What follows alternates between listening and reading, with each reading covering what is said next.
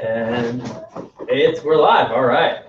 Cool. Welcome back to the Hot Lap Live. This is our 4th episode.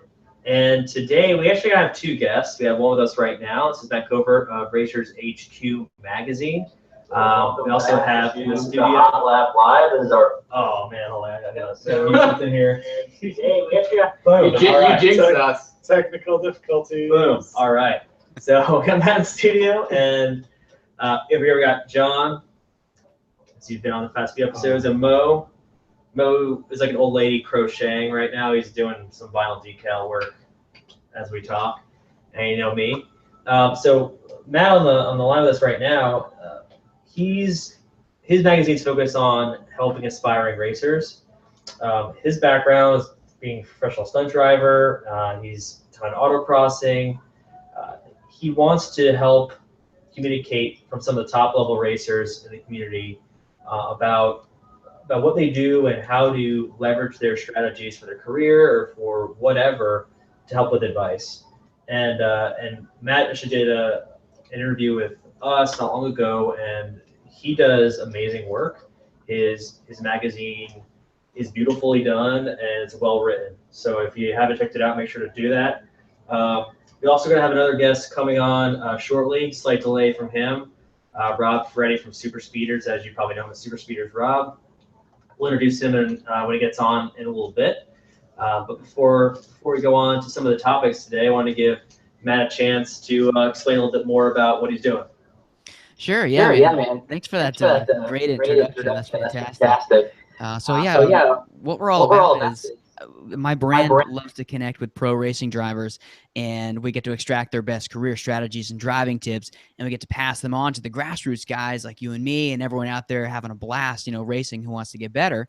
And that's been working really, really well for us. The magazine is a really unique thing that's happening. And actually, I just decided today that the magazine is probably going to go away just because we've been doing a ton of interviewing and researching and surveying, and our followers just love to have it on the website. So all that great content you talked about, it's just going to end up on the website. No big deal there. So it'll be a lot easier and a lot more streamlined. So always trying new things, finding what works, and moving on from there. So excited to be on the show with you guys tonight. Awesome. Thanks, Matt. Yeah, we're happy to have you on here too. So I am going to post a question to anybody who's watching right now, and I want you to post in the chat box online the best moment you've had that was related to a car. Maybe it was your first car. Maybe it was something that happened in a car. I don't know. I don't want to go there because tell the internet. Don't even ask Mo because it's going to get bad real quick. And so, what car, when, and why, and why the special to you? Just post it in the chat box online.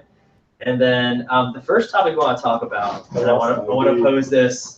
I want to pose this to you two and to Matt, is your thoughts on the Dodge Demon release. How do you see it affecting other production cars, and why? And because of course it's a purpose-built, crazy drag car, which I know you love. It's a Dodge, so I'm not sure if you love it or not. I'm chomping at the bit to answer this. Right. So I kind of want to hear what Matt has to say, and I want to hear. I really want to hear what y'all have to say. So whoever's got, let Matt go first here. Yeah, I'll take this, fellas. My first thought about the Dodge Demon is one, we love crazy, ridiculous things, and so I'm very excited about that. But as someone who does business, in the online space, you guys are doing it too. You have your brands all parked all over social media, whatever. The most interesting thing about the Dodge Demon for me is the marketing. And honestly, Chevrolet is winning the Dodge Demon release because they've been waiting for the Demon to come out so they can release their crazy Camaro called the Exorcist. And the marketing there is just absolutely brilliant. I love that. As far as the car goes, I think it's kind of funny, another Italian muscle car because, Dodge is no longer parked in America, kind of a bummer. But I love insane things. I think it's cool to have those things out there. It's a great exercise in what's possible. I've talked to guys who have driven, both the, the Demon and what's the one the Demon's based off of? It's the Hellcat, the Challenger Hellcat, yeah. And they say they're just the most sophisticated muscle cars out there. These are guys who have been driving, all the old classic muscle cars for decades, you know, and you hop into this new one, it's just on a totally new level as far as reliability and feel and grip and all these other cool technical things, but it still has that wicked classic muscle factor. So I'm excited that it's around for sure. Cool, yeah, I appreciate that. And it was interesting you said about the Italian muscle, because I don't think a lot of people would realize that if you didn't clarify. Right, yeah. Chrysler. Right. All right, well, I want to tackle this right now. So in a phrase, as the resident drag racer of the group, I'd say it stinks and I hate it. And here's why. The retail right now is 85 grand, and we all know they're not letting them go for anything less than 100 grand. It's got 140 horsepower more than the base Hellcat, right? It's got one seat, that's it. And actually, you can get more than one seat for $1 more. You have to pay for them, right? Yeah. So I just don't understand why you would plop down that kind of change for something that you could build yourself. Let's say you get a regular Hellcat, regular, for 63 grand, because they're giving them away right now. You do a pulley change, you swap it to the 85, and you'll run down the Demon all day long. So bought versus built. Bought versus built. Right. Why buy it straight from the factory? Some people like me, I guess, buy cars straight from the factory that they can't really modify. Yeah. Well, also the interesting piece about this, and maybe Matt has a comment too, is it's not it's a purpose-built drag car, but it's not an NHRA legal because I don't think it's a roll cage. So it's an interesting thing. But does it? What my question really is, brands like you mentioned Chevrolet are winning the marketing because of The Exorcist. How do you think it's going to affect other production cars or other brands that are going to say, well, listen, they did something crazy? Do you think that they're going to do it, or think that let them see how this goes, and maybe they'll think about it later? What are your thoughts? It's great, right? Because it's playing into the horsepower wars. You've got the ZL1 and Z06 with 650 horse. You've got the Hellcat with 707. Now we've got 840 in the Demon. We're all waiting around for the new GT500. I mean, Ford wants to be back on top. The last Shelby was the muscle car king. So you've got to figure they're going to hit 900 to 1,000. So when does it all end? Because are we going to hit 1,000 and keep going after that? Because there's going to be a lot of people dying if we get 1,000 horsepower Mustang. For the price, right? And maybe Matt has a comment on this. I think that you see exotics, and of course some of them are 800 horsepower, 900, 1,000. Some of them, LaFerrari, right? But those are so unattainable. People don't barely even drive them. But you get a car that a lot of people can get into and afford. I think you're on the risk of a lot of stupid things happening. And will devalue and become affordable. I remember reading an article about the Hellcat owners. The third Hellcat owner is the one you really have to be scared of because. Oh yeah, I read that article. Yeah, because it's going to be some 20-year-old kid with 800 horsepower, or 700 horsepower, whatever it is. Honestly, the Dodge really doesn't, as much as they enter the horsepower battle with Camaro and Ford, they really don't. They play their own rules because they know they're too fat to go around the curve, so they just got to go straight. I mean, that thing weighs like 4,500 pounds. At least the Hellcat or the SRT version. I'm sure they weighed down what they weighed down to. For I think Demon. like 200 pounds, which is just like going they didn't lose that. They didn't lose that. Seriously, they did not do enough to justify the price of that car, And that's then why them acting like they're too cool for school, saying, "Oh, they've been banned from quarter miles. They've been banned because you go under 11.99 without a roll cage bar. That's why." So disclaimer on this, because we have a Camaro, Chevrolet lover, and a Ford lover. So these are all biased opinions. So they're all relevant.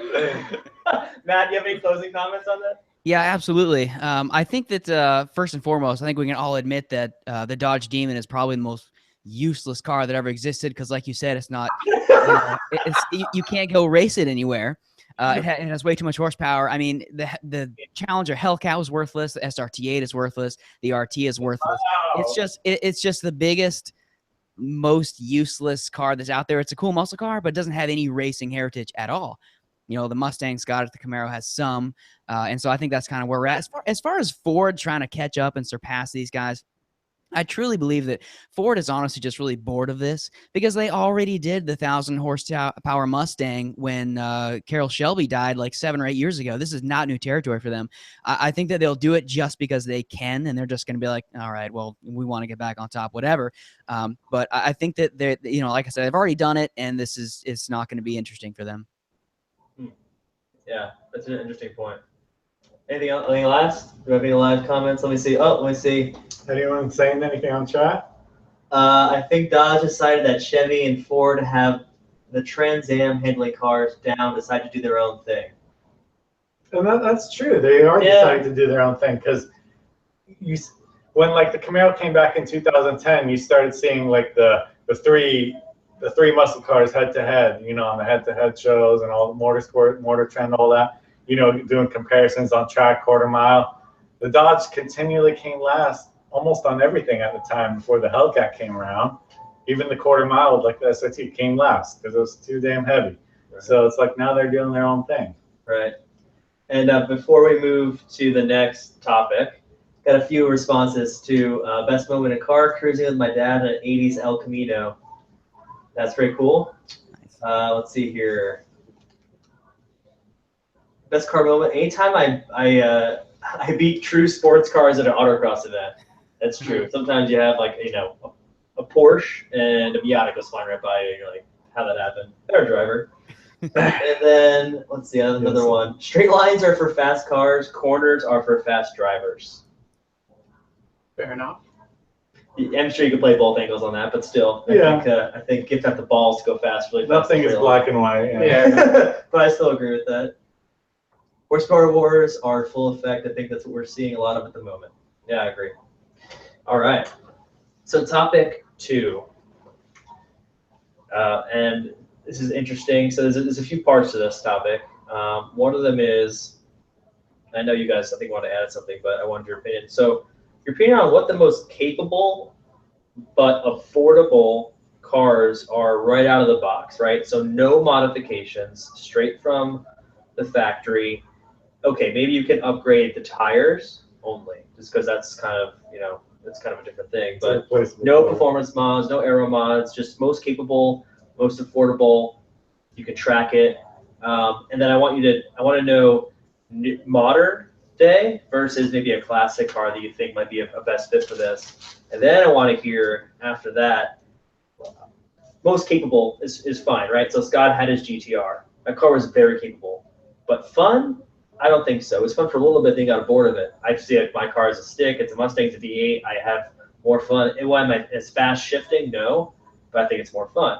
So I think that's also a cool, interesting dichotomy there. And I want to hear opinion. Do you guys have an opinion on that? I have a question. I want to clarify. Is there a price limit to? Price limit. Oh, okay, let's have a consensus. What do you think the price limit should be? Matt, what do you think? If we're gonna be talking about, you know, cars of every vintage, I'd say you'd probably need to find something for under 15K. 15. Wow. See, even I said 50. All right, because I was thinking if we're going with maybe a modern car straight out of the box, we got to think. We're thinking brand new. Yeah, we're thinking brand new for this. Okay, yeah, let's do it. Let's do 50K. That sounds about right for a new car, right? Yeah. All right, I'll take the lead on the 50K brand new car, straight out of the box, great track car.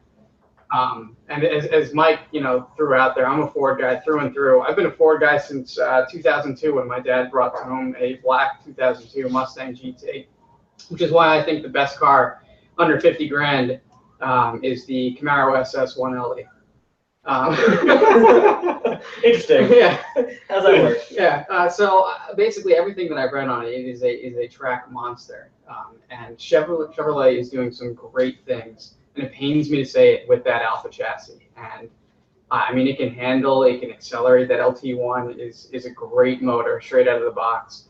And the Chevy team, they really put some time into making their cars all around performers and not just these drag strip monsters like Dodge, or I hate to say it, this kind of secretary's car in the S550 Mustang, which I hate. He's got one. Lucky Mo's between us right now. Yeah. So no violence. I got to give it to Chevy right now. I think they've got the most capable out-of-the-box car for under 50 grand. Yeah, I got something for you later about that, so we'll talk level of words later in this episode. Matt?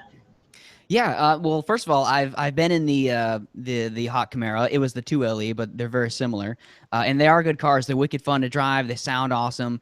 I would never want to take one on a track. You know, I don't think it'd be very fun. You know, for $50K, my best advice for anyone who's going to spend that money is buy 2 MX-5s because they are just the best race car that's out there right now. You want to take it to Autocross? Fine. It just won the 2016 Pro Solo in C Street. It's awesome in Autocross. You want to take it in Spec Miata? Fine. Go up to the Pearl Wheel Challenge? Fine. It is the best car that's out there right now. It's half the price of what we're talking about, and it races anywhere. Go buy the MX-5. It is the best race car that's out there right now. Wow, that's interesting. He did. He bought 2 of them. So if you crash one, you got nowhere to go. I think Exactly. Matt saying Secretary's car, and that's exactly where he went to. Let me find the girliest car that I can. I don't care what if it's a girly car or not. If it's a better car, it's a better car. I don't care. Nice. Mo? Well, I didn't want to say Camaro because then it'd be like, oh, Mo's saying Camaros again, biased opinion. So I tried to think, if it wasn't a Camaro, what would it be? And I'm choosing a WRX, Subaru WRX, just because I've seen a lot of people relatively new to autocross and racing that do really well because the car is easier to drive. You know, you got all-wheel drive advantage. It's a popular car for racing and it proves itself without even a good driver. You know, you can really take it anywhere and it will do well. So if we're looking to get good times, you know, and no driver mod or car mods, just get a WRX. Yeah, but it's like a safety net, right? The 4-wheel drive is going to cover up the driver's flaws. So we're talking about capable versus fun, right? So, but flaws is a big point, right? So do tires. I mean, what's one of the reasons why Scott got rid of the GTR? It did everything for him. Right. Yeah, so I know that's why it's not a fun car, but it's probably more of a capable car. That's fair. In the hands of an amateur, probably, because a 1LE, you know, 400 plus horsepower real-wheel drive, they're going to lose it if, you know, they don't know what they're doing. So is that your fun and capable car, or is that capable versus fun? You have a different car that'd be fun. This is my capable. This was the capable car. All right. So let's talk about this. Matt, what's the most fun car that you would buy for that same price point? Is it 2 MX-5? Well, first of all, I really like the answer that you know, the WRX. That makes a lot of sense. In fact, I think that's probably the only car out there that is more versatile than the Miata. I don't think that you can become a better driver driving a WRX just based on talent alone, you know, building skills. But the WRX is the only one that can do everything that the Miata can do. Plus, it can do all the dirt stuff. So it's even more versatile, and I think that's a great answer. As far as fun stuff goes, man, if I was just going to buy a car based on, you know, a factor between it's fun and affordable and, you know, whatever like that, I'd probably have to go with probably like an RS5 or something along those lines. They look wicked cool. They're really easy to drive. They're still really quick. You know, they have a lot of amenities. That's probably where I would go with something like that. Interesting. All right. Yeah. All right. John? All right, well, I think I'm going to switch back to what I know best. And for fun, I'd go with, if we're going to go open this up to vintage and say like an 03, 04 Cobra, the Terminator. You know, something that'll just scream at you with the supercharger. It'll be all over the place. Yeah. But, you know, that'll be the most fun that I could possibly have. The power is in your hands. Exactly. Power is out of control. Power's out of control, though. You'll have to skip me. I'm still thinking about I fun car. CTSV. Can I get a B? No, thanks. All right, what do we got here? MX-5 Cup car is $50K. So you could just get a Cup car version. Yeah, go right to the Cup car. You know, skip the road car. No big deal. Yeah, I mean, that's funny. Okay, so someone wrote or a Prius. I think they were joking, or I hope they were joking when they said or Prius. Okay. Was it fun car or capable? That's a good question. Because there was a hybrid that beat Scott's Corvette and what a bet. Said a hybrid almost beat you too. Well, yeah, if it beats Scott. All right, we're trying to take over. All right. So we talked about that. We talked about more fun versus fun car. We all got to go. All right, cool. I got my fun car. Your fun car? Your car fun right now? The 2015 Z28. Z28. Okay. You place that as fun and not capable? That's the thing is, it's probably just as fun and capable because you can, that's a car. I don't know. You can still lose the rear end on that thing, but it's capable too. Definitely capable. I test drove one. Didn't go too insane. The guy almost shit a brick, but it was fun. You get all your torque. Like I think it was like 1500 RPM, and you get all your torque flat line from there. So no replacement for displacement. Yeah, so I'm sure that would be a really fun car. Interesting. I think that was a weak answer because that's a track car. I think it's a weak answer. I know it was the last man on the fly, but I think I'd have fun in it. Okay, well, it's on my to-do list or to-buy list, whatever you want to say. Okay. My wish list. All right. Car lives matter. So I want to spend some time here, mostly because I think Matt's gonna have some pretty good answers for us about this, and then I have some stuff. I'm sure you each have some things here too to say. But actually, let's finish. Let's do Matt last. So, what was the number one piece of racing advice you've ever been given? Think hard about it. Make sure it's the number one. It can't be number two or three. So if you rely on one thing, if your brain got a race, but you need one thing to still race, what would it be? Pondering. Oh, I got mine. Go for it. Look ahead. Okay. Like really look ahead. I mean, obviously look ahead. But So explain that. Though. Look ahead. Like it's like playing chess. You got to think like 3 moves ahead, or as much as possible from what you can see. Like looking for the apex rather than what you're directly doing in front of you. I mean, you can kind of practice this even like on a loop turn on ramp. Don't look directly in front of you. Look where you actually want to be, and you'll magically get there. It is interesting. So it's kind of weird. I tried it on a loop ramp after learning this in autocross, and they tell you to look where you actually want to go, and it's kind of scary because you're not looking in front of you. So if a deer hopped up in front of you or something, you might accidentally hit it, But you're actually looking where you want to place your car. So I think that's kind of the most valuable thing, and then when you start driving just as a pedestrian, just on the regular roads, and then you go on a race weekend, if you don't race enough, you kind of forget that. And that's one thing you kind of have to remember.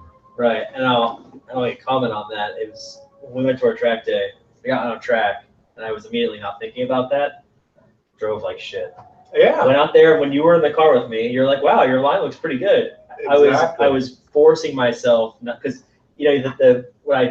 what I fear is if I'm looking ahead over here, how am I not just going to go straight over the rumble strip of the apex and go right off the road, too tight or something. But if you really do, it works. It's interesting how it's the weirdest thing ever, and it's kind of weird because you feel like you're not looking in front of you, you're looking way ahead, and you're not looking at what you're doing. Your hands kind of follow where you're looking without you actually tell them to, so you adjust a little more. It's interesting how that works, and I think that was something that I mentioned maybe when Matt and I were talking at one point.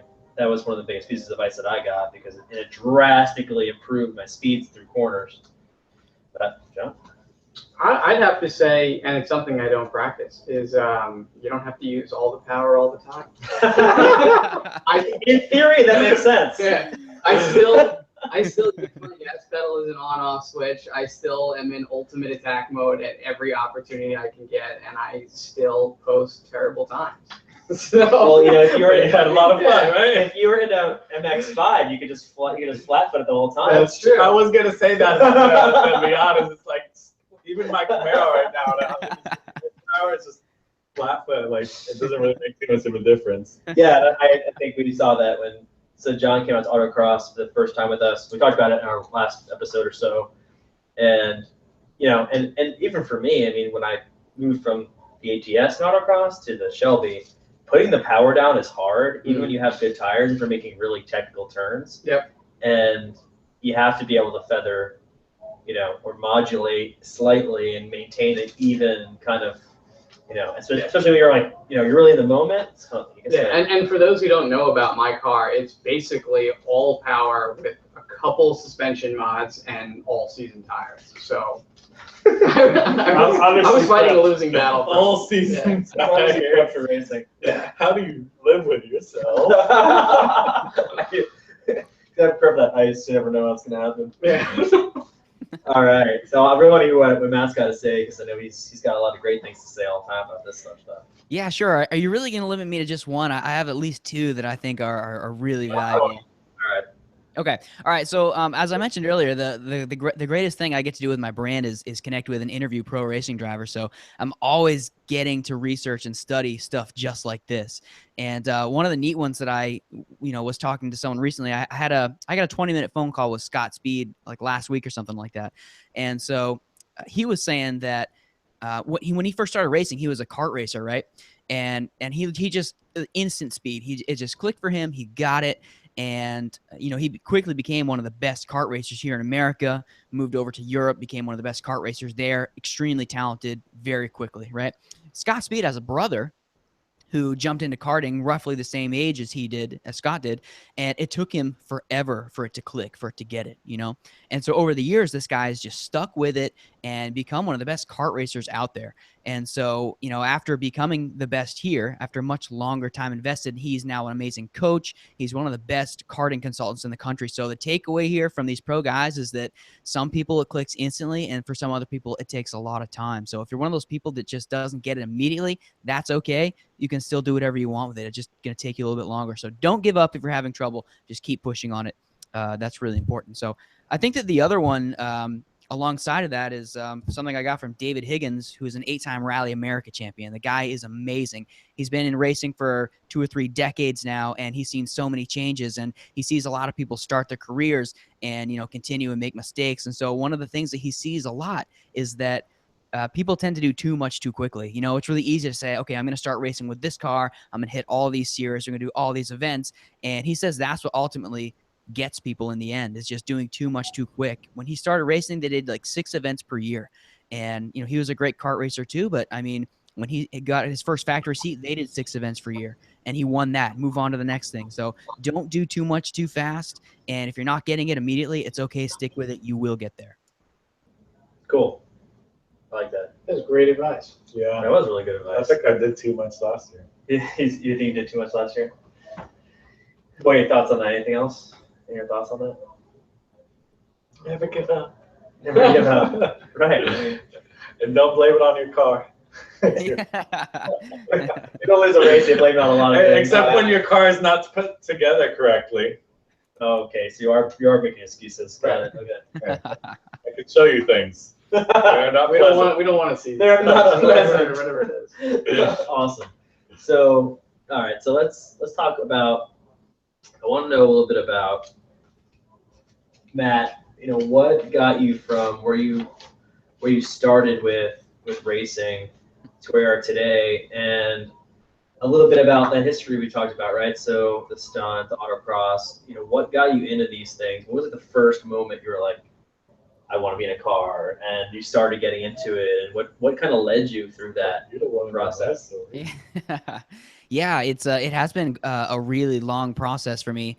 Like you mentioned, I started my performance driving career as a pro stunt driver for television and film here in the Northeast, and that was the starting point. And that only happened because I'm an avid watcher of the old Dukes of Hazzard TV show. Love the show. It's fantastic. You guys are all muscle car guys. It's crazy for me to come in here and throw the word Miata around all the time because I know you guys are all about the V8s and stuff. That's cool. That was the show. And so, you watch it and you're like, okay, why is that car going sideways? That doesn't make sense. Why are the car's wheels locked up? Why is it spinning? Whatever. And it just goes from there. So you start kind of thinking about it and whatever. And that's where I ultimately went. I went into, film and television as a stunt driver. Never a Hollywood A-lister, but I got to work with a lot of cool people, met some of the industry top dogs, trained with them. And it just kind of went from there, transitioned into racing. And that's how the website started. I was just like, there needs to be a place for people to go and learn tactical strategies from people who know more than them, the pros, the concepts, the vehicle dynamics. I love putting that stuff out there for people. So that's where we're at right now. Cool. That's awesome. I mean, everyone's got a different story, I think, of why they do it and what keeps them doing it and what kind of first inspired them. I mean, what was your first moment? I think it's just in people's blood. I think you're born with it or you're not. Oh yeah. Yeah, Like Haji blood? Yeah, no, seriously, I think you're either a car guy or a car girl, or you're just not interested. You see it as a vehicle, as a means to get you from A to B. But for me, I mean, I think my dad probably got me into it. I mean, he was a nut and probably put me in some racing experiences just on the street. And, you know, when I got my license, I wanted to do the same. But the older I got, I realized that probably wasn't safe or the best thing to do. And, you know, there's certainly repercussions to that. So I ended up with you guys and trying to put it on track. Yeah. We're trying to get John to do more road racing versus track racing, but working on them. I got to say that after our firm event that we had, I guess 2 weeks ago now, or a week and a half, I'm absolutely just stuck on road. You like it? I mean, it was that much better than drag. Oh yeah, once I started doing like turns and like, oh, going straight's not fun anymore. Yeah. I mean, I enjoy drag racing, and when I'm there, I'm like maniacal about trying to be faster, my better launch, and you know, shifting more. There's definitely effectively, skills. not going in reverse at the start. Not going Things simple like that. You know, things simple, not putting in the wrong gear. You know, but when I think about it, if you gave me an option, what do you want to do today? When you go, hey, you want to go to right to Motorsports Park, or if Mo was like, you want to go Sebring, I'd be like, Sebring. You know, and that's me. I think there's people who are just like die hard specific. I mean, and to be the top in any one of those things, you have to be that way, right? I'm never going to be a number one driver because I know that I like to have fun and do different things. Mm-hmm. You know, I'm never going to be like, you know, the autocrossers who are just gung-ho, straight up buy an MX-5 because it's a perfect autocross car. Yeah. And I see fist pumping over there and then, you know, building it and doing that just every day and going to every event. I mean, you know, like I don't go to events every weekend. Neither do I drag race or anything. I just like to spend my time. I can go between car meets to this thing and that thing. I just enjoy the general cultures of different cultures. Talked about last episode about different car cultures and how they kind of collide or clash or work together between like stance and racing and just general, you know, cars and coffee versus nighttime car meets, which think they're Fast and the Furious, you know, those right? So like, it's funny, you see different dichotomies of people who attend them too. I just like all of it. I just enjoy just being amongst it versus any one in particular. You know, I won't ever not go to something because of, you know, the types of cars or the type of. There's no reason to hate. We can diversify. There's this wide array of things that. Yeah, be the guy that rolls up to like Japanese motorsports type of meet with a Mustang. How does that go? Oh, it was great. And we did. Well, my car's fine because it's more. I rev kind of high, just like they do. Yeah, kind of fit in. I try to fit in. I'll get like lowering springs. I'll just drive in there around the ground. Just scrape your bottom. Right. I already do that anyway. It's kind of low, but what about you? Your entree into how did I get into legal racing? Yeah. Yes, let's keep it that way. Oh, I don't know, like 12 tickets later in 1 year. But no, I mean, like John said, cars are something you usually end up liking as a kid and goes forward, or it's something you just don't care about. I've always liked cars. I was the kid that was holding a light and getting yelled at because I wasn't holding it right. You know, for anyone that's ever had to hold the light, you kind of get that joke. I'm with you there. So, funnily enough, the way I found out about autocross was I was coming back home for like a 4-day weekend. It was Veterans Day weekend, actually. So I was at Fort Jackson at the time. And I'm coming home, and me and my wife were driving to go have dinner. And we ran into my brother, who I do not get along with. And he had numbers on his car. He had just went to an autocross event, actually with Fast. And his numbers were 2 for 1, you know, so super cheesy. I mean, who leaves their numbers on after an autocross event? I think you have before. By accident, because I was like, crap, my numbers are still on. Well, the thing is, even if you take your numbers off because you've gone to the dirt dust so many times, and you pull the numbers off, the dust marks can still see your numbers. Exactly. So, anyhow, me and him don't get along, so he naturally, the way he is, he tries to run me off the road and starts chasing me around. and that's kind of how I started doing some investigating and wondering So where survival skills. That's what Survival. It is. Yeah, literally, it Survive. was like a movie scene because he's just that crazy, and I eventually had to call the cops on him, and so they can pull him over just so I can move on with my life. But hey, he's got racing, not therapy. he's got the GoPro footage of all that because he was recording it while he was doing it. So I wonder if that will ever surface. This couch is not a therapist's couch. Right. But anyhow, that's how I actually, the weirdest way that you find out. How does that make you That's feel? how I found out about autocross. But how does that make you feel? Oh, how does that make me feel? Yeah. No, we don't want to know. No, don't go I really don't want to know. I had someone say, funny capable car. So talking about our last topic, I have to grab a C5. #Scott. I'm going to reply to that comment because I'm going to have to grab a C5. #Scott means your car will never run. Every time it does run, Right. it breaks 5 minutes later. So it's neither fun nor capable. So it's neither fun or capable. Unless fun to you is go in your garage every other day to spend more money on parts to fix the car, then yes. Then it's Wait, hold very on. We're fun. talking about a stock C5 though, right? Yeah, I guess. You get a stock Yeah, I C6, guess. that would be pretty nice. Stock 6 is very nice.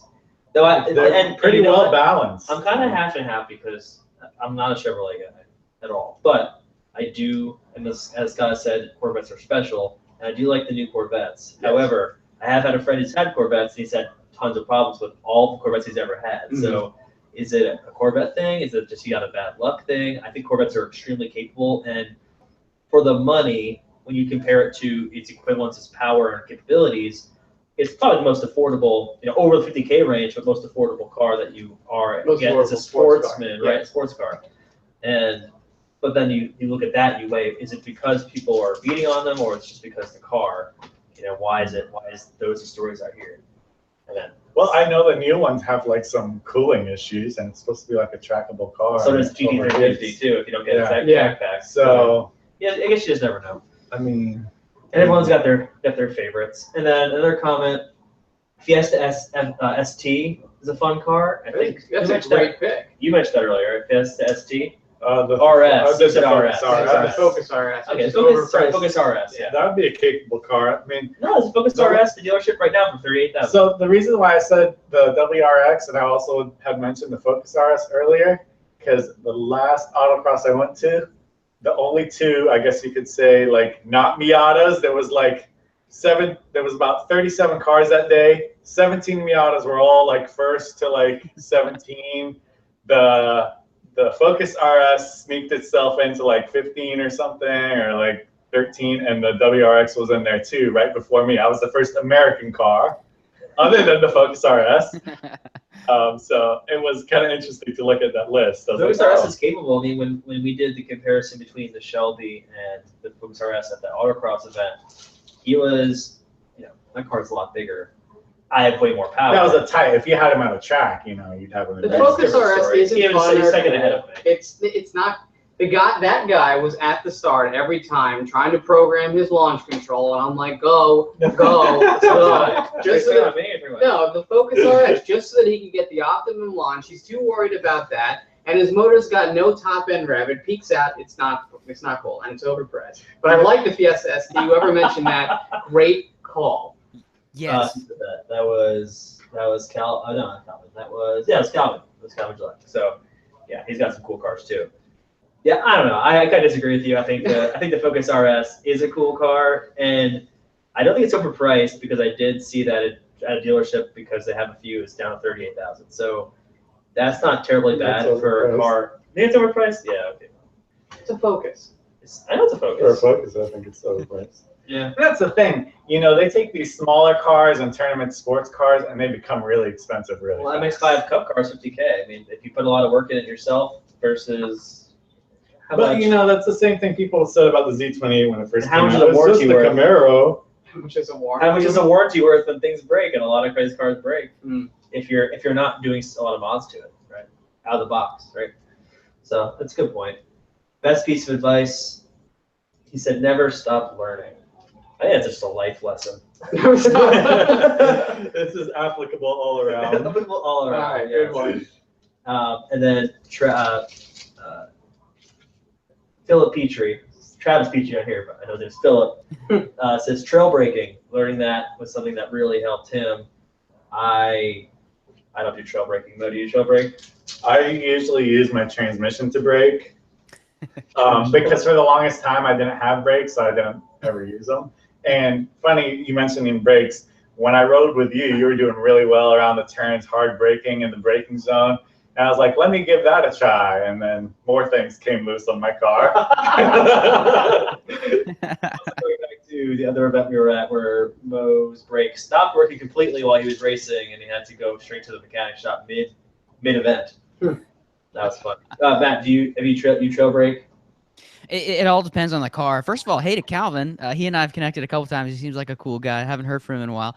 It depends on what you're driving. I mean, if you're in a kart, like I did some shifter karting last year, yeah, you're definitely going to want to be trail braking something that has, well balanced. Anything that's going to rotate on corner entry, that's the kind of car you can trail brake with. I was in a really hot FRS a couple weekends ago.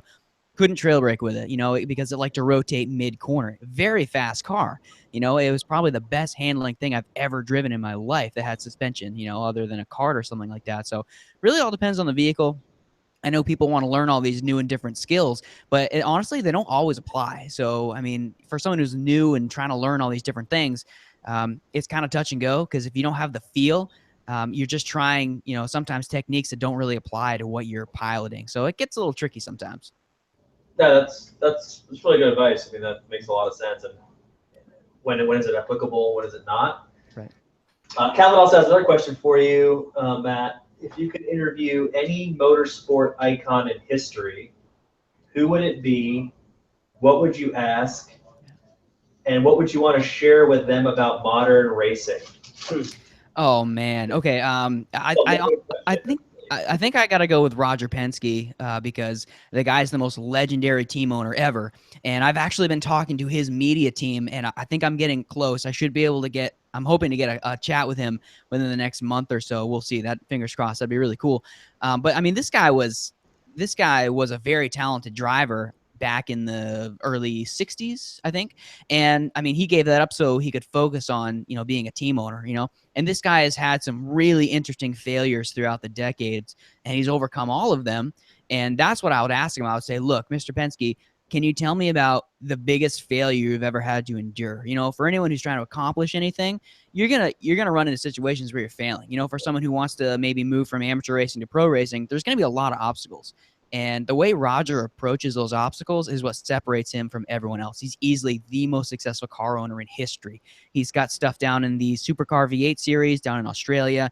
I know they're in IndyCar. They're destroying the NASCAR series. They did the Trans Am Can America series up through the 60s and 70s with Mark Donohue before he passed away. God rest his soul. It was way too soon. So I would absolutely want to talk to him. I mean, he probably has more insight about the racing industry as a whole than any other person in the entire world. Yeah, that's a great answer. Your answers are too well said, I think, for us. Yeah, Matt is professional. Yeah, because I was thinking, if the question was turned around for me, I'd go to, I'd like to interview Enzo Ferrari so that I could say, nah. Oh my god. That's the extent of my answer. Yeah, you're much more eloquent than that. You're right, John. Yeah, very eloquent. That comes from a Mustang driver, so we're not really right. by any means about that. Yeah, so that's awesome. I think that it would be interesting to know. I mean, because there's some people in history you have a lot of detail about. Some people you just don't know the intricacies of what brought them to where they are. And I think, like Matt said, overcoming obstacles is competition is all about, right? And competition, essence of racing. I mean, to be better against people, but better yourself. In my opinion, I think a lot of that comes from you better yourself. You can be better against other people more so than focusing on them. Focus on yourself, right? So, or you could just suck less. You can just suck less. Yeah. I'm here to make you not suck. Well, yeah, to touch briefly on, I know someone mentioned earlier in one of the comments that it says never stop learning, and that's a wicked cliche, but if you're gonna, if you have any if you have any aspirations to become something, I mean, that is a critical component. So, for me and my brand, I can spend, months trying to figure out something, mastering a technique, trying to figure out how to solve a problem or whatever. But there's someone out there who can solve any of your problems in 1 minute or less, and that's the value of connecting with people who know more than you. So for someone who is autocrossing and maybe moved out of the novice division, they stop taking instructors with them, right? And so they're not learning anything new. See? So if you're not learning from people who know more than you, you're really just wasting your time. Yeah, that's valid. I mean, thoughts? No, I mean, I couldn't agree more. I mean, but my racing career is in its infancy, so I'm just listening and learning to everyone along the way. I mean, when you guys were talking about trail breaking, I kind of wanted to chime in and be like, how do you do that? I don't want to seem like an idiot. But if you would enlighten me, Google. Like, why not? Google. Google or Matt, either one. Yeah. Wait, we can jump into anything you guys want to do. I'm ready. So we talked about some of the things that we found most useful advice in practice when you're getting started in racing. What do you see that the levels kind of change? Okay, I'm at this level versus the next level, and how do you see that happening from both your experience and others that have kind of relayed that to you? Yeah, there's definitely a definitive cutoff point that moves people from level 1 to the next level. Sometimes it's level 3, whatever. But that definitive cutoff point is when you actually can understand the feel of the car when it's at the limit. I was coaching a guy a few weeks ago who's been racing for like 3 years. His name is Rick. Really cool guy. We raced a lot together last year, but he's got the consistency thing down, but he's never had the speeds to beat the top guys in the class. So he and I went down and spent the day together, racing together. We drove his car, and the difference between an entry-level person and the next level person is just getting up to the line where the car is, just about to break free, and then passing it and spinning out, and then learning how to reel it back in.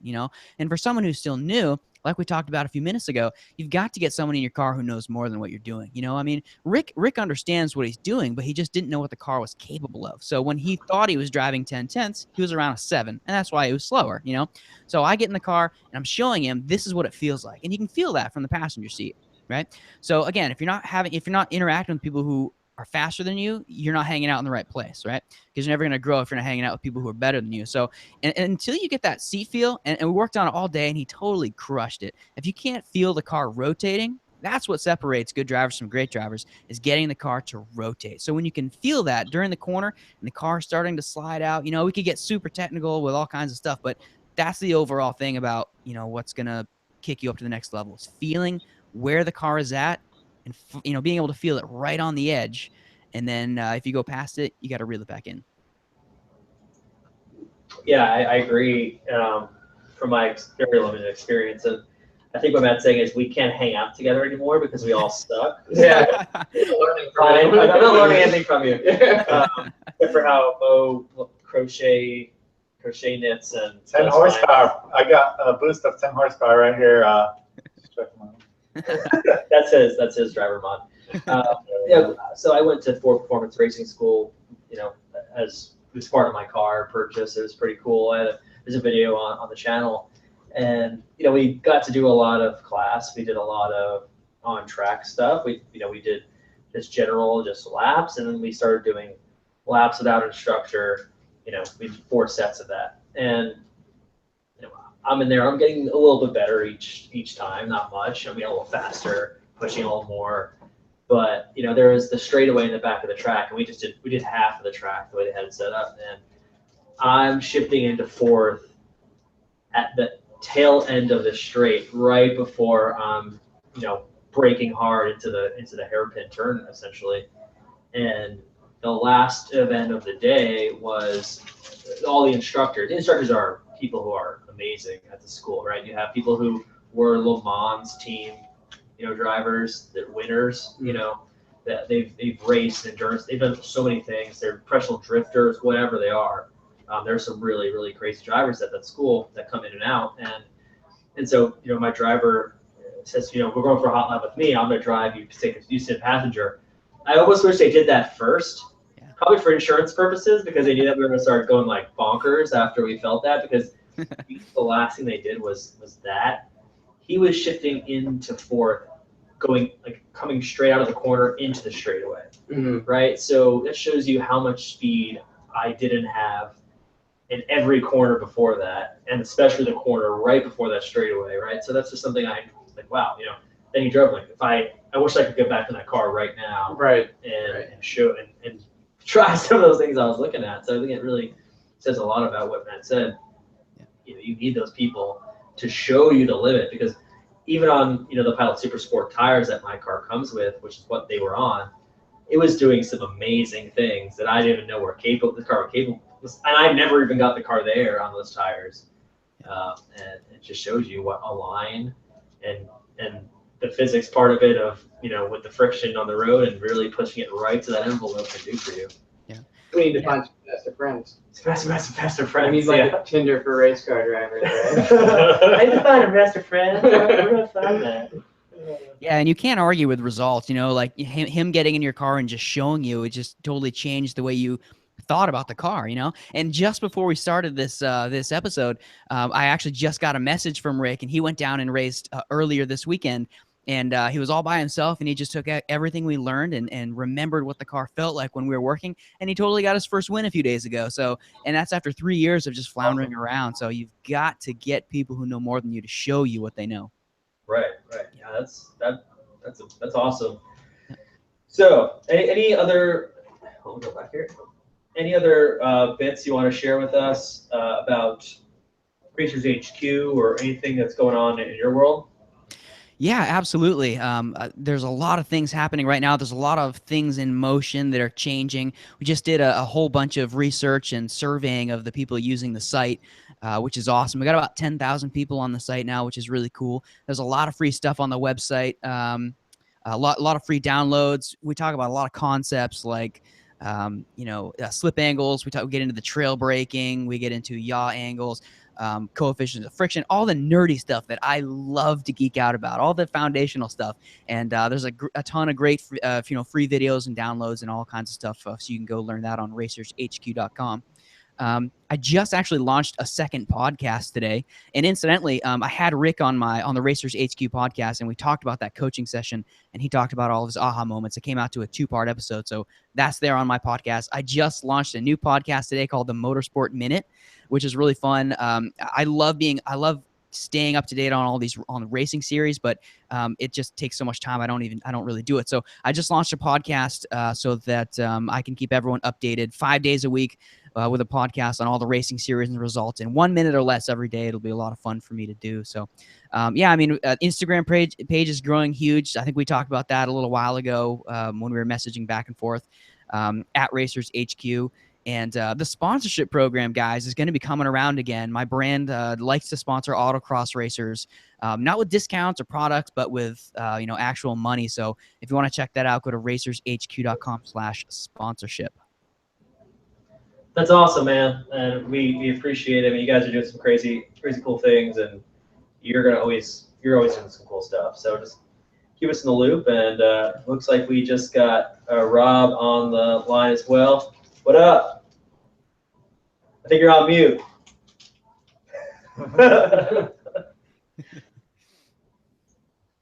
Let's see here. There you go. Nope. Any better? Still can't hear you.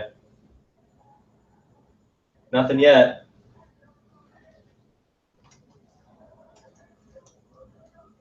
We have to if you click on your settings button at the top of the screen, there's usually a place where it lets you pick microphone output.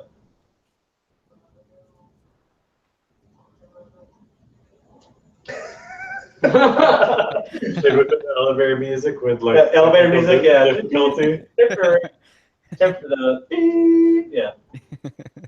I can't control it. 1 second. All right.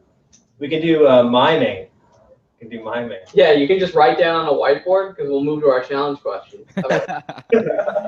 Yeah, we talked earlier in the show about, because we do a lot of media on my end and we don't do any live stuff. So, props to you guys. This is a huge challenge to put all this together. Yeah. It's interesting. Yeah, it's always on the fly. Actually easier. It's pretty casual. Yeah, we like because it's a lot less post production on Right, keeping costs down, man hours down. Yeah. Just show up and talk and chill out. Cut vinyls. All right. Well, I can't. I don't have the elevator. Oh, maybe I do have elevator music. We can play. Oh my God. I'm just kidding. God, I love how productive Mo is. He's just been sitting there working this whole time. Like, that guy's on point. Look at him go. I'm a multitasker. Mo loves this. I'm also a workaholic. I should become a drivaholic. Maybe I get better at driving. But that's like my de-stressor, so I don't care to be good. Yeah. That's when I'm fun. All right. So Rob is rebooting at this moment in time, so I'll be on in a moment. Not a big deal. He'll be on. So, all right. Hey, you can see that from here. Get your vinyls. Boom. Yeah. So We actually have an eBay store set up for vinyls. They're all very nice, all different colors. I'm still working on the what eBay you got store. there? Let's I got show some off. 10 horsepower. white, You know, this will increase dyno tested right here. Did it work for you? It worked for me because I picked up some horsepower Lowest somehow. number of the day. You can't really see this one because the transfer paper's already on, but it says blow me for turbo, not blow me like blow turbo. Blow turbo. Coming a little bigger. Let's see what else fun ones we have. The classic real men use 3 pedals, you know, definitely a classic. You got to get that. Some of our, let's see, this is our, gotta go back. They're all made right here in America. Yeah, all made in America. You know, you got your cone killer. I figured make this one in red. We also have orange, you know, blood on the cone or whatever. And let's see. We also do track layouts. We got the Firm, Sebring, really anything in like Florida, or if you don't see what you want, just let us know. Yeah, we keep stock of a lot of them. We had a lot more on the website, but it was just hard to keep stock of all random ones, and it takes forever to make them. So we'd rather do some of the more complicated ones on custom request, and then Mo keeps a stock of whatever. We can make whatever with the printer. And Here is my all-time favorite, Cone Lives Matter. I think Grant came up with this one. All right, how's that? all right, we hear you. All right, just a reboot issue. No, we got Take you. my computer and I don't restart it before live chatting. It always goes microphone mute for some reason. Cool. Well, guys, for people who are watching right now, this is Rob Ferretti from Super Speeders, or Super Speeders Rob, as you may know. I'm also part of Gotham Dream Cars. Rob's been in the, not only the YouTube space, but the car space for a long time. He started Super Speeders back in 2003, and in the New York area, and you've probably seen his stuff. I mean, he does some interesting things. He has some interesting stories to tell. You can tell by his videos some of those interesting cannonball runs and rallies, and I don't know how he manages it, because I don't know if I can manage it, but yeah, I mean, he's done some cool stuff, and his first creation, I think he said, life after the quarter mile. Yep. Right? Yeah, there you go. And not many people have seen that one, though. I can't even watch it. Nobody likes their first painting, so to speak. Sounds like something Vin Diesel would say. Right. And so, yeah, I mean, Rob, I'll give you a few minutes here. Tell everybody a little bit about yourself and what you're doing, and give them down low. Sure. Well, I sort of have figured out a way to play with cars every day and get paid to do it. That started off back in 2002, where I started making automotive-related DVDs with Life After the Quarter Mile, turned into the Super Speeders series, and that went on for a little over a decade. Then it transitioned from DVD to digital on YouTube. That was a crossover transition, and the transition started in like 2009 or 2010 when YouTube started monetizing. So I started ramping up just a little bit, but still using YouTube as a way to focus people to buy DVDs. That was the primary source of income. And as DVDs became less and less popular and digitizing became more and more popular and everybody wanted everything on demand, I switched over to that. In 2004, I helped Noah Lehman start Gotham Dream Cars. That was built up over, I don't know, 10 years or 12 years. and I'm still part of that. And then I just started a company called Adventure Drives in 2015, which helps exploit my love of traveling the world and driving cars in really cool places. So I do that. This year's trip is going to be in September, the 13th through the 20th, starting and ending in Munich, Germany. And we're driving through Austria, Italy, Switzerland. We're doing the Alps, the Italian Riviera, going to Pagani with Horatio. We're going to Lamborghini with Balboni, driving Stelvio Pass, and we finish up during Oktoberfest in Munich. So it's going to be a good time. Wow. How do we get to go? Yeah. I mean, there's like 7 spots left for that. That trip is actually a lot of fun, and it's sort of it takes the best of the rallies and takes away the shit that people grow out of. The like late night parties and the decals all over the cars and the people dressing up like chickens. All of that is now gone. You just have a bunch of people who like to drive, and they go virtually every day. You go to a bucket list destination and you actually get to enjoy it versus like, all right, let's go grab a quick sandwich overlooking this and then bounce out of here. So you have to come back and do it again. We actually get to experience everything. So it's a lot of fun. Wow. That's cool. And it sounds quite expensive. Yeah. That sounds not as bad as you think. Yeah. Right. Living costs. So yeah, I mean that's awesome. I mean you're always doing cool things, and it's interesting because and I kind of want your opinion on this too, because when I had and also Rob on the line right now, we also have Matt Covert of Racers HQ magazine and a few other things that he's doing. He's doing some cool stuff. You both are different because you're more of the street scene type of the guy from your history and rally Sure. like that. And Matt's more of track, and I think, well, Mo, Legitimate. Yeah. Which is an interesting. Legitimate. Yeah. So Mo's got a little bit of the street stuff in him too, but trying to talk too much about it. But we don't want the feds to find him. But so it's interesting your take on some of these things versus Matt's, because Matt thinks of things I think a little more. Maybe the other side, I could be wrong, but I think you have a different purview. And give us a little idea of your passion for cars and racing and speed. How do you see it versus maybe some others? That was for me or Matt? For you.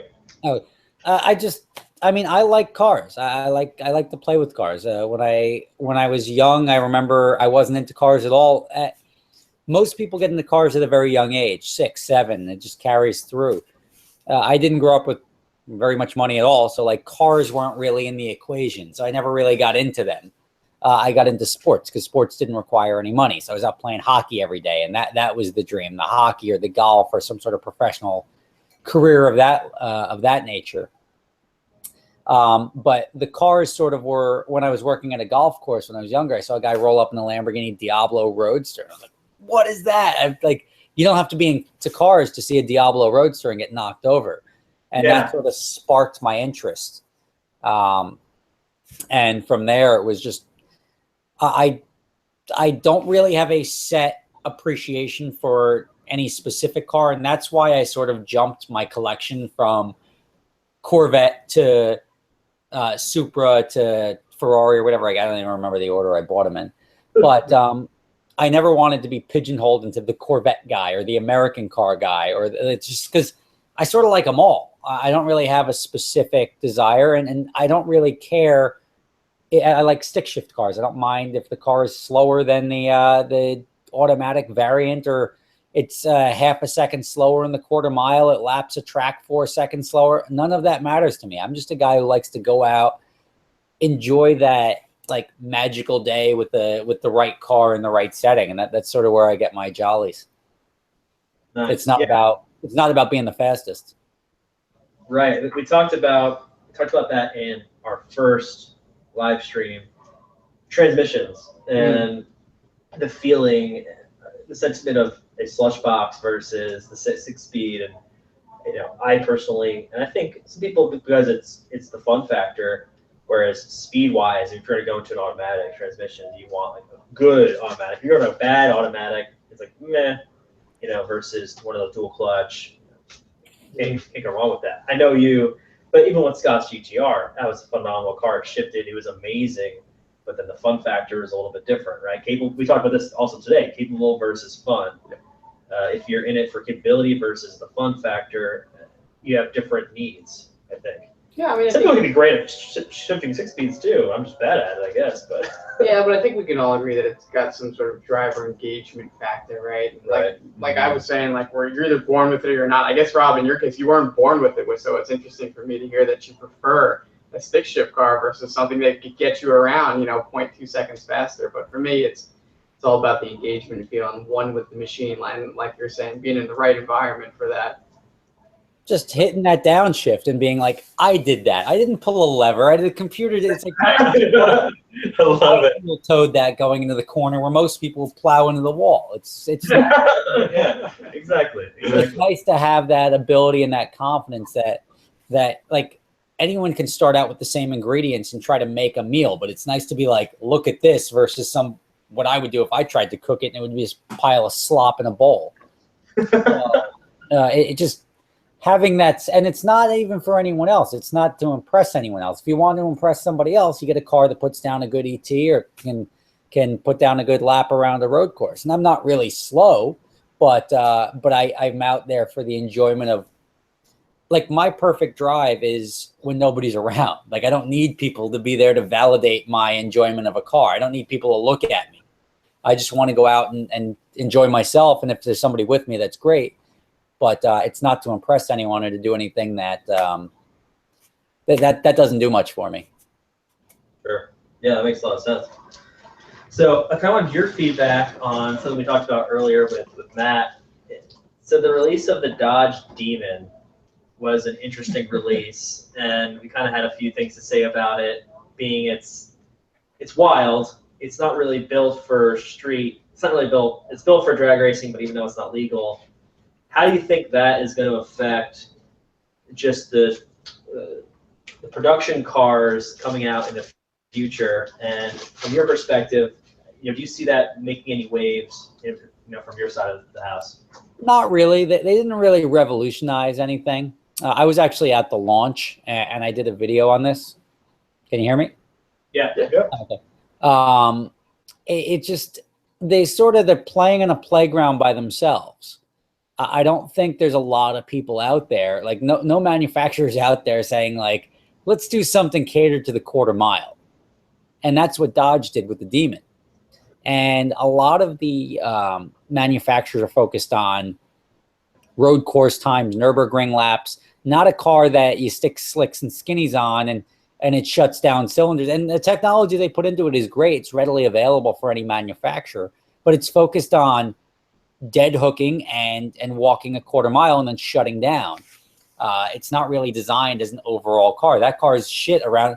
You can't run your 9.6 quarter mile and then try to lap a road course. You'll end up crashing in turn 1.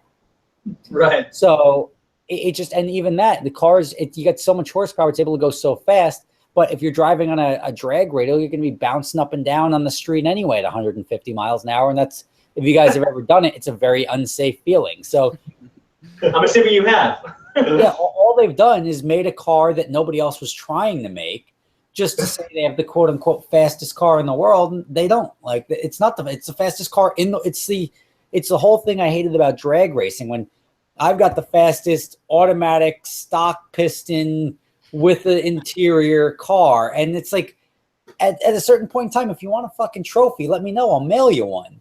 Like, what do you want on it? And everybody comes up with their own reason that they're the fastest at whatever they want to do. And that's sort of what turned me off to the validation thing. Because, well, I've got the fastest 6-speed, stock bottom end, it's on without skinnies, and it just, all of these different things. Essentially what they've done is they've made a car that nobody else was trying to make. And I don't think that's a big deal. I'm sure every other manufacturer Nissan could probably make a GTR run a 9.0, or any other all-wheel drive car. They could probably, like a Porsche Turbo, if they set it up specifically for drag racing and put a specific launch control tune into it, trying to do this is all beatable. So I think they were sort of on a playground by themselves, and it's not really revolutionary. I don't think anyone else is going to step into that arena because I don't think anyone cares. Drag racing, it's popular to drag racers, but it doesn't sell cars, and I don't think it's worth $100,000. I think that was general consensus when we talked about it I too. think we need to find the Dodge lover to see what they think, because it would be interesting where they get the logic, because a lot of what you just said, Rob, was completely true. So kind of segueing off capabilities of that car, and Matt, remind us, I think it was 2 MX-5s, but your capable versus fun car from before? Yeah, no, it was the I would have gone with the RS5 probably. RS5 for fun and the 2 MX-5s for your under $50,000 capable car. So we talked about it earlier. The most capable car for under $50K that could do really whatever you even wanted, versus the most fun car for that same threshold. And we said that's an MX-5 or an RS5. You said the 1LE, and you had some BS answer. I don't know what it was. No, I said WRX for the capable. Oh, WRX. Yeah, you're right. That was a good answer. So what do you think, You're Rob? talking new window or current market value? Sticker price. Sticker out the door, yeah. Sticker price, okay. I don't know if the Corvette still turns in under $50,000 in a base spec, but I don't think anymore. Maybe it used to. I think so. Good day. back when I bought it, it was like a 38 or 42 base, whatever it was. I don't really pay attention too much to the lower end or to the entry level. That's what I think like kids in high school do. They fantasize about what the value for the money. Now I know value for the money because I would look and say under $50,000, I would say like a 996 turbo would be a great car, or even a C6 Z06, or even a ZR1 with 20,000+ miles on it. That's virtually unbeatable for 48 or 50 grand. Right. Yeah. I just don't pay attention. And even a Viper, you can get Vipers of virtually any class for even a Gen 3, Gen 4 for 45 to 55. So, I mean, all very capable cars. A GTR with a couple of miles on it will sell for high 40s. So, all those, which one do you think is the most fun? Most fun? Probably the ZR1. ZR1, yeah. Blue Demon. Rob, if you could find me a ZR1 for under 50 with 12,000 or 20,000 miles on it, I'll show up to your house with cash for it. I'm sure I can find it, because you go out and even like if a ZR1, the market when I was paying attention was like mid 50s, like 55, maybe 60 grand for a clean one. And you get one that's got a small accident on it, you get it for 45 grand all day long. There's no way if a good car is going for 60, a car with 18,000 miles and a front end bumper or like, I'm not even talking about a legitimate accident. People will say the car is worth nothing if it has a bumper replacement, or even if they make an insurance claim for a $4,000 bump. Those cars are all available. Or if you just look on the wholesale end. I just ended up selling my formerly $100,000 Range Rover today for 23 grand. And that's a car with 74,000 miles on it. It was a full-size supercharged Range Rover with all the options, and it lost 75% of its value. And I just sold it wholesale to get rid of it. Oh, you just put me in my place. Okay, then. So, I'm not trying to. It's just they're out there. If you look at wholesale auctions, or even bring a trailer, it all depends on the seller. I mean, if the market on nice cars, when I say nice car, it's like 7 to 12,000 miles ZR1 is high 50s. You have no problem finding anything with a remote story, or even 30,000 miles. I mean, that car is going to be below 50 grand all day long. I'll find it and I'll call you, because you're going to have to buy it now. yeah. So Matt, would you take your MX-5 to the ZR1 now that it's in our price range? If it was just for fun, and I think the ZR1 is definitely a capable car as well, so that'd be really hard. I might lean toward the ZR1 on that one. All right, we've got a convert here. John's been thinking about that. It's been bugging him ever since he said the MX-5. So I can guarantee he's been thinking about it. Yeah, gotta get you out of that. All You can right. have a his and hers. Yeah. So, Rob, so I want to hear about the last time that you, and I know like for you, competition really is just driving, but I am interested. The last time you did race somebody, what was the car that just whooped your ass? You know, it's been so long since I've actually had like I don't remember ever getting my ass like whooped other than when I had my, and this goes way back. Well, I've never really gotten my ass handed to me because I've made my car fast enough that it's never been a walk away. When I had my first, what I thought was a sports car, I bought a 99 V6 Camaro. And I thought it was so fast, I would race everybody. I ran every Honda, anyone who would race me on the road. And I got destroyed by a E36 M3. And I don't know how that happened. But like the same day I went to the dealership, I'm like, dude, I need something faster. Like I really thought my car was fast. I was that disillusioned. And when I saw this M3 walk away from me on the highway, like bus lengths, I was like, I need something faster. And that's when I ordered the Corvette and got the Corvette. And the Corvette was my first stick shift car. Cool. Nice. That's I learned stick. I never drove stick before I left that dealership in the Corvette. You can relate to that, right? I Yeah, can there's relate to that. stories I like purchased that. my Shelby and had to learn the day of. Well, I had driven before, but I hadn't driven in what, like 9 years or something. Right. Yeah, I drove like a box truck and stick. I never drove an actual. I've never drove like a car, like a sports car or anything in stick before. The first one was pulling out of the dealership in the Corvette. We Right. should do that as a topic next time. What was your first experience driving a stick? That'd be interesting. I mean, I did have Trial by fire right there. right. I did have my first. I did drive an NSX my first time learning, but my dad was so scared that I was going to go straight to a pole. He lasted for like 10 minutes, and then we're like, all right, he's like, we're all right. Let's go down for a day. I'm like, we barely did anything. I want to wind this thing out. Well, that's I like that. That was a good answer, and it's kind of funny too because you always see people on the road who pull up next to you, and you never know if they do have a sleeper or not. You never pull up know. next to you, and a lot of times they just make a whole lot of noise with something on, some sort of exhaust they got. They have nothing to back it up. And a lot of times they just want to hear you go, or they really think they got some power. I don't really know, but it's kind of funny. So Yeah. So we're gonna jump into something. It's challenge questions, and I got a few things here, and I think I'll give you some hints. Maybe we'll do multiple choice. We'll see how I feel if you guys are just really stuck. But we're gonna do teams. So it's gonna be Mo and Rob, I suck. By the and way. it's gonna be John and Matt. All right. Yeah, we got this. All right. Oh, yeah. You got this? We got Should I switch the teams up? I don't know. All right. I think we'll see. We'll see. So the first question is, okay, let's do it this way. So you're trying to look at my screen.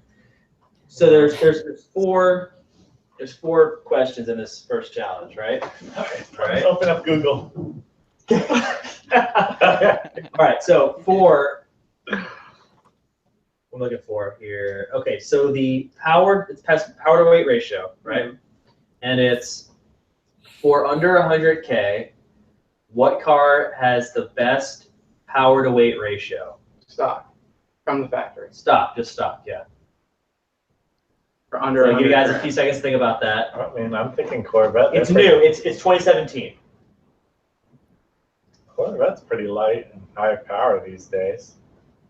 And you two have to come to consensus as a team. It's a final answer, you gotta think about it. Man. Well, Rob. just answer this. Is it made of carbon fiber? Is this who is the major manufacturer? I think I got this. I think I got it. All right, bring it. It's a major manufacturer, and it would compete in the American muscle wars, I would say. Okay. I would say. Okay. Oh, okay. Thinking Corvette. Though. Matt, what are you thinking? Let me hear what manufacturer you've got in mind. I think Manufacturer. honestly, I think it's going to be Chevy if we're talking 2017 power to weight, and it's American. All right. I think I think it's. What did I say? Yeah, manufacturer. Oh, I was going all the way down to Corvette. but- So I'm going to throw this out there to my teammate. I believe if we're not restricting this to major manufacturer and it competes in the American muscle category, then it's going to be the Hennessy Venom, which is an Exige with a giant LS in it. For under 100K? Yeah. Yeah, I guess I don't know. No, Yeah. I'm asking you. I don't know if that's I'm not under telling you 100. yes or no. I'm just asking. They're asking $1 million for it. Huh? The Venom GT, they try to sell them for $1 million. So that would. Really? Okay, well, I don't know. So I'll go with Matt. What are you thinking? Yeah, that was why I was thinking. I think it's going to be the Exorcist because I think they just crossed over 1,000 horsepower on that, So you think and I think it's still under 100K. you think Chevrolet, right? And you agree with that? Yeah, I'll Okay. go. Rob, what do you guys think? Well, I was gonna go with like a Z06, but I was thinking, but then he had to bring up the Exorcist. And yeah, when you start talking about like sort of semi-tuner cars, it gets a little crazy. It's closer. Exorcist- It's closer to 100. Well, it's actually shy of 100K by just over $10,000. Let's hear it. You want to hear it? I wanna Okay. hear yeah. It's the Dodge Viper SRT. Oh, I was gonna say the Viper ACR, but I thought the Viper. 5.25 commercial. I was thinking about that one. I thought it was the Viper ACR, but then I was thinking that the Viper they sell for like 120 to 140, and especially in the 17 model year. Yeah, I was thinking that too, and I was thinking it was like 110K. or Yeah, I something, didn't think it qualified under 100, but okay, nice curveball. Yeah. All right, so SRT, 87,895, 5124 power weight ratio, right? Okay, so redemption round for you guys. You gotta get this one, all right? Oh boy. All right. Now for under 50K, what has the best power to weight ratio? Say 2017. I think you guys have a better shot at this. It'd be easier as multiple choice. Well, Yeah, I know, right? You gotta help us out help you out. with multiple. It's American Muscle again. again. How much more help? Hey, Camaro did lose some weight, but I don't. What's the Camaro? Yeah, what's the Camaro that's got? Is it the ZL1? L1. The ZL one's That's over over 50, 50K. but the 50K, I don't know. when they're 50, All right. Here we go. I'll give you. You guys have the Camaro. You're on the right track. What type of Camaro? I'd say it's got to be the SS. Yeah. It's going to be in the price range, and they're weighing in about 38. From what I- You guys final answer on that? Yeah, I'll give you a final answer just because I don't want to sit here and wait. It is the SS. Oh. Okay. It's 36,905 with an 8.1. Nice. Well, look at that. Look at They that. lost some weight. All right, third one here. Under 25K. Oh, man. 2017. Under 25K, best power to weight ratio. Yes. I'll let you guys guess first. Matt, what do you think about the Focus ST? You know what? It's probably it's Focus ST. I don't know. I thought that was like in the high 20s, but I'd go with it. I would definitely go with it. Yeah, you guys. What about those Miatas? What are they? BRZ. What about did it with the BRZ? Where's that coming? It's 200 horse, but it weighs like nothing. Yeah, it weighs nothing. I'll go with it. I can agree with that. Okay. All right, let's You want to know what it is? A Okay. Ford Mustang. What? All three are Mustangs are pigs, though. $24,915, 11.75. Interesting. It's weird. I didn't think it was, but that's what Well, it is. which one are they considering? All of them? The Base. V6 or the? I mean, I guess $24,000. I mean, I'm assuming that's got to be like an EcoBoost or something. Yeah. Oh yeah. So you can get a Mustang for 20 grand or 24 grand, Such high volume. I mean, they just pump those things out. but that's got to be a V6. Probably, I would assume the V6 base with like nothing in it. Yeah. We're gonna have a new installment called Spectro Fact Checker because last Last facts were fine we last had time. some Fake news. critical, answers. All right. So here's the last one. Yeah, Power to weight multiple ratio. Last one. And now the best power to weight ratio, no matter what the cost. Koenigsegg 1-to-1. Oh. No, I've got to go with the Ariel Atom on this one. So Rob said Koenigsegg 1-to-1.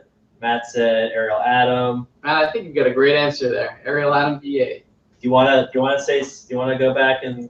I'm going with my team. Yeah. You don't want to give it up. You don't want to give your opinion. The street racer professional. I agree. I feel like your opinion sometimes is okay. You feel sometimes Sometimes I feel like your opinion holds some weight. You think maybe I should go back to the Hennessy Venom? The Hennessy Venom GT2 is the answer. Great. And Venom GT is not like, oh, I guess it's that's a production, not a production car, but it's any cost. Okay. Right. Any cost. Yeah. 1,500 horsepower, 2,600 pounds, 55 plates. That's not a tuner car though. That doesn't count. It's not a production car. It's a stretch. The points don't matter, Rob. Okay. No, I know. Just stretch Lotus. That's okay. We got one answer right.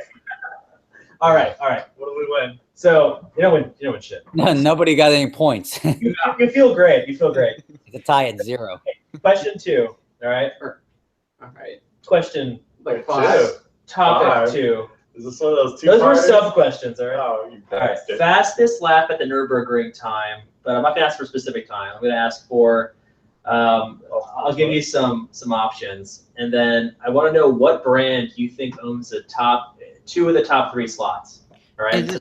Is it a major manufacturer again? Is that what we're doing? I know. It's not a major manufacturer, but it's a common name in racing that you would know. Oh. Because I was going to say Porsche. Yeah. I know. Lamborghini has 2 of the top 3 of the manufacturers, with the Performante and the Aventador SV. Both Good. sub 7 minutes. Monte is number 2. Nice. There's a first place slot and a third place slot. They're the same manufacturer, but it's not Lamborghini. Could it be Koenigsegg? Now, Koenigsegg never set a time yet. Wrong. I could have sworn Porsche was up there. The 918 is up there, but I don't think they have anything that would be top 5 other than that. You're thinking I think two general manufacturers. So you gotta get You're talking about like modified cars? not modified, but McLaren, not a major brand. like McLaren. I would say the new Caterham R700, whatever that is. Wow, that's a good pull. You pulled that one out of somewhere. It's not. not Caterham? It's not that one You're though. killing us. You got to tell us It's the Radical. It's the Radical. It's the Radical. The Radical. Radical's not really a manufacturer. That's not a street car now. James Glickenhaus did like a 6.5 minute lap with his car. Again, these don't count. I like that answer because some cars don't count. They're not even. You have to be able to go buy one, and if you can't go buy one, it doesn't really count. Well, it's very expensive. But you can go buy one. No, well, radicals don't sell, so like Yeah. you can buy one. Anything's for sale if you have enough money. Yeah. We don't have enough money for it. Yeah, the Radical SR8LM and the Radical SR8 are straddling the Performante. Yeah, I mean it's got to be a sales volume over 5 units a year though. Like I should have you write these questions. yeah, like I'm just qualifying them. All right. There's more. There's one last question. All right. And it's interesting because we talked about a little bit about electric, hybrid, and things earlier, and how I'm not really a fan, but except in like the LaFerrari, the P1 and 918 and all that. But what percentage of Teslas sold versus production in 2016 do you think? Percentage? Do you think it's over 50%? But I want to know what percentage within what range you think? What do you mean? What percentage of cars of Sold Teslas? versus production. Is this like the So if Price they is made Right? 100 units, how many actually were sold? Not the number. If they made however number they sell 75%. Right, Did they sell yeah, 80%? so- They sell. I would say they sold 100%. If I were to guess, I think they build to order. I don't think they inventory. Nice, smart answer. Yeah, I would agree with that as well. Yeah. Very interesting. They sell 90%. 90. So 90%. 10%. So they actually missed their earnings. Yet somehow the stock is still rising. I don't have no idea. I guess yeah. Could be demo cars. And Yeah. So they sell 90%. But lemon. Yeah. numbers were pretty big. I mean, for the electric kind of a push, they're leading the charge as far as it goes and as far as looks and aesthetics and speed and all that. I'm interested to hear both of your opinions on not just the Tesla, but electric cars in general, and how you see them progressing or changing the way people look at vehicles. And whichever one you guys want to go first. Yeah, I'll take this one. Yeah, I think obviously Tesla is like right on the cutting edge. You know, their SUV, whatever, I can't remember the name of it, whatever their SUV is, that's faster than pretty much any other car that's out there. Like I watched a video the other day where they raced whatever the Alfa Romeo C whatever sports car that is. They lined that up on a drag strip with the Tesla SUV, and they put another one of these Alfa Romeos on a trailer and raced them, and the SUV won. So the torque is there, the speed is there. I mean, it's just they're doing a beautiful job showing people that it's capable of more than just good mileage. I don't think electric cars are actually going to take over. I actually think that hydrogen cars are going to be the next big thing. We basically have an unlimited source of hydrogen. You can obviously split water to get it. Honda has the FX Clarity on the West Coast. There are hydrogen stations out there already. It looks like a normal car. You don't get the Prius I'm a greeny person type of thing. You can't tell it's a hydrogen car by looking at it. I think that's where this is going. Interesting. I have an electric car. I've got a Chevy Volt. I like the aspects of the electric car. I think that is sort of where we're going in the future. I didn't believe it until I had one. I don't think Tesla is necessarily the answer. I think Tesla has been like claimed by douchey people, and I think that's going to hurt them in the long run. That everybody thinks that they're running around the Tesla and that makes them trendy or cool. And ultimately, I think the electric car market's going to sort of take over the commuter space. It's not going to take over long haul. It may take over stuff that's very gasoline intensive, like if they can do it with 18-wheelers, if they can make them electric and somehow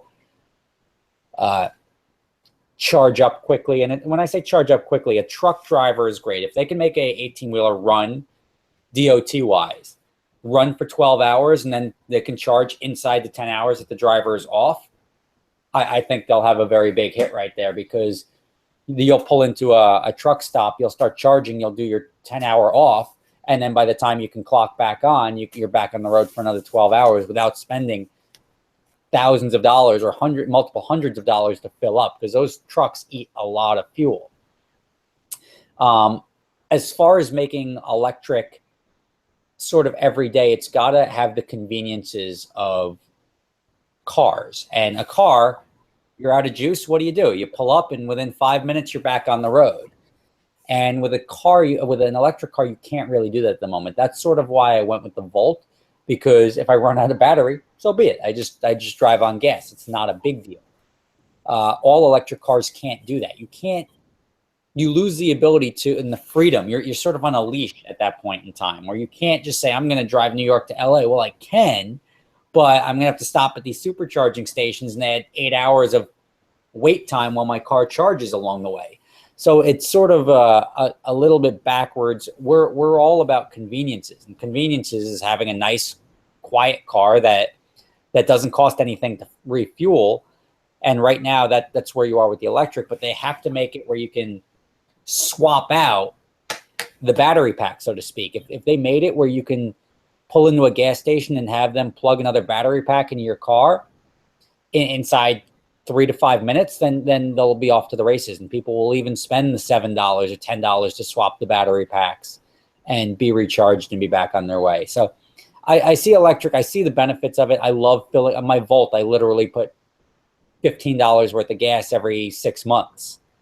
And when you go from dumping hundreds of, like my wife's truck takes $80 a week, and then you go to $15 every 6 months, you're like, wow, I really actually enjoy this. This is perfectly fine for what it is. There's zero emotion, zero enjoyment out of it. I don't think having a electric car that can go 0 to 60 means a lick of difference in the long run.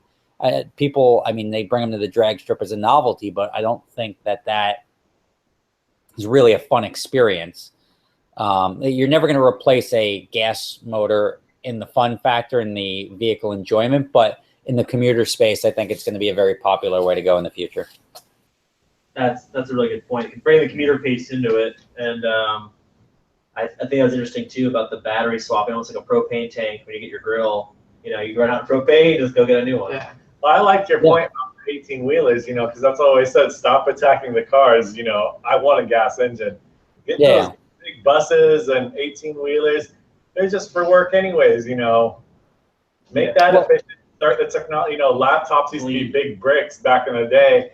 Work on the technology with a vehicle that you have room to make things big until you learn how to make them smaller and compact for vehicles. Yeah. Be efficient. You say you want a gas engine. You want a gas engine in your fun car. You don't really care what gets you to and from work. Like nobody cares if their commuter train is pulled by a diesel locomotive or an electric overhead wire.